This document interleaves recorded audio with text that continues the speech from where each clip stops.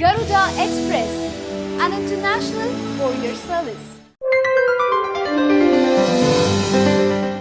హిందూ దేవుళ్లలో అత్యధికంగా పూజలందుకునే వారిలో ఆంజనేయుడు ఒకరు.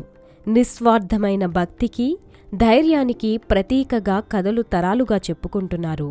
హనుమ చిరంజీవై ఇప్పటికీ హిమాలయాల్లో జీవించి ఉన్నట్లు రుజువులు కూడా ఉన్నాయి. దీనికి సంబంధించిన ఓ ఫోటో ఇప్పుడు ఆన్లైన్లో వైరల్గా మారింది. అతడు హిమాలయ పర్వతాల్లో తిరుగుతున్నట్లు ఇది రుజువు చేస్తుందని నెటిజన్లు అంటున్నారు. రాముడు, శ్రీకృష్ణుడు భూమిపై అవతారాలు చాలించి లోకాన్ని వీడిపోయినట్లు పురాణాల్లో ఆధారాలున్నాయి.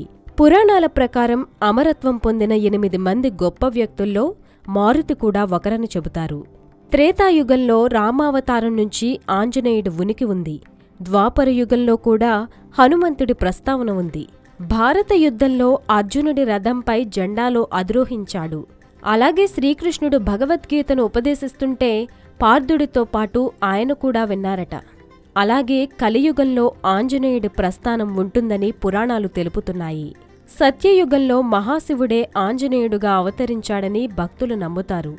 నిరంతరం హనుమంతుడు రుద్రరూపంలో మానవజాతిని రక్షిస్తున్నాడని భక్తుల విశ్వాసం.